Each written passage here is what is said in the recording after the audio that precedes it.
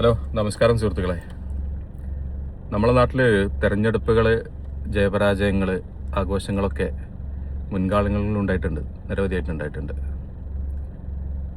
ഒന്നോ രണ്ടോ ദിവസങ്ങളൊക്കെ ആളുകൾ ആഘോഷിക്കും, ആഘോഷങ്ങൾ നടത്തും, ട്രോളും പരിഹസിക്കും. അതിനപ്പുറം സാധാരണ നിലയിലേക്ക് മടങ്ങിപ്പോവാറാണ് എല്ലാവരുടെയും ഒരു രീതി. പക്ഷേ ഇത്തവണ അതൊരു വ്യത്യസ്തമായി മാറുന്നത് ഈ ഒരു തെരഞ്ഞെടുപ്പ് ഗാനവുമായി ബന്ധപ്പെട്ട് കോടതിയിൽ പോവുക, കേസെടുക്കുക തുടങ്ങിയ ഏർപ്പാടുകളൊക്കെ സർക്കാർ നടത്തിയപ്പോഴാണ്. ആരാണ് സർക്കാരിനെ ഈ പൊട്ട ബുദ്ധി ഓതിക്കൊടുത്തത് എന്നാണ് ഇപ്പോൾ മീഡിയകളൊക്കെ ചോദിച്ചുകൊണ്ടിരിക്കുന്നത്. എനിക്ക് തോന്നുന്നത് ഇത് ആദ്യം പ്രതിഷേധമായിട്ട് വന്നത് നമ്മളെ രാജ്യസഭ MP A റഹീം സഖാവാണ്. അങ്ങനേക്കാൾ വലിയൊരു പൊട്ടൻ ആരാന്നുള്ളത് ഇപ്പോൾ അന്വേഷിക്കേണ്ട കാര്യമില്ലല്ലോ. എന്തായാലും തെരഞ്ഞെടുപ്പിലോ തോറ്റു, പാട്ടെഴുതിയവനോടും തോറ്റു. അത് ചരിത്രം. തെരഞ്ഞെടുപ്പിൽ തോൽവി സാധാരണയാണ്, ജനഹിതം മറിച്ചു ആവാം അടുത്ത തെരഞ്ഞെടുപ്പുകളിൽ. പക്ഷെ ഒരു പാട്ടെഴുതിയവനോട് തോൽക്കുന്നത് ആദ്യമായിട്ടാണ്. സമാനമായ കേസുകളിൽ ഇപ്പോൾ മധ്യപ്രദേശിലെ ഇമ്രാൻ പ്രതാപ്ഗറിയുടെ വിഷയവുമായി ബന്ധപ്പെട്ട് സുപ്രീം കോടതി ഇത്തരം കേസുകളൊക്കെ എടുത്ത് ചവറ്റുകൊട്ടയിൽ എറിഞ്ഞതാണ്. നിയമം അറിയുന്ന ആളുകളൊക്കെ ചാനലുകളിലൂടെ സർക്കാരിനോട് അത് ഓതിക്കൊടുത്തതാണ് ആദ്യ മണിക്കൂറിൽ. പിന്നെയും അതേ സാധനങ്ങളെടുത്ത് ഇത് എഴുതിയവനെയും പാടിയവനെയും കേട്ടവനെയൊക്കെ കേസെടുക്കാനുള്ള തീരുമാനം CPMനെ നേരിട്ട കനത്ത പരാജയത്തിൻ്റെ മേലെ കൂനിന്മേൽ കുരുപോലെ പിന്നെയും തോറ്റു എന്നുള്ളതാണ് അവസ്ഥ. മുമ്പൊക്കെ തോറ്റ തോൽവി സമ്മതിക്കാറായിരുന്നു. ഇപ്പം കിടന്നു മെഴുകി തോറ്റ് ഒരു എന്താ പറയുക, ഒരു സമ്പൂർണ്ണ തോൽവി പാർട്ടിയായി മാറി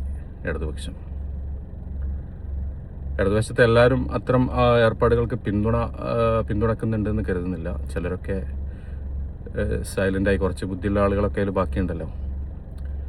അങ്ങനെ വിവരം ബുദ്ധിയും കഥയൊക്കെ ഉള്ള ആളുകൾ പലരും ഈ കേസിനും ഈ പുകാറിനൊക്കെ എതിരായിട്ട് നിലപാടെടുത്ത് സൈലൻ്റായിട്ട് മാറിക്കുന്നുണ്ട്.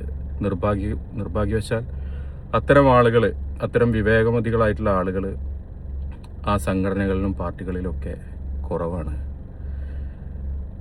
ഇനി ഈ തോൽവി എങ്ങനെ അവരെ പറഞ്ഞു മനസ്സിലാക്കും എന്നുള്ളതാണ് അടുത്ത പ്രശ്നം. തോൽപ്പിക്കാനല്ല പാട്.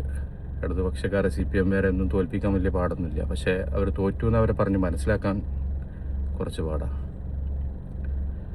എന്തായാലും ആ സാധു, ഖത്തറിൽ 40-45 വർഷമായിട്ട് പ്രവാസിയായിട്ട് ജീവിക്കുന്ന ഒരു സാധു മനുഷ്യൻ്റെ നാല് വരി പാട്ടിനോട് പോലും അസ്വസ്ഥതയും അസഹിഷ്ണുതയും വെച്ച് പുലർത്തി കേസിന് നിയമോപദേശത്തിൻ്റെയും പിറകെ പോയ സർക്കാർ, ഇടതുപക്ഷം, CPM, വിശാല ഇടത് നയം, ആവിഷ്കാര സ്വാതന്ത്ര്യത്തിൻ്റെ കഥക്കും എഴുത്തിനും വായനക്കൊക്കെ ആവിഷ്കാര സ്വാതന്ത്ര്യത്തിൻ്റെ വലിയ തേങ്ങാക്കൊല വിളിച്ചു പറഞ്ഞിരുന്ന ആളുകൾ ആ സാധു മനുഷ്യനോട് വീണ്ടും തോറ്റു.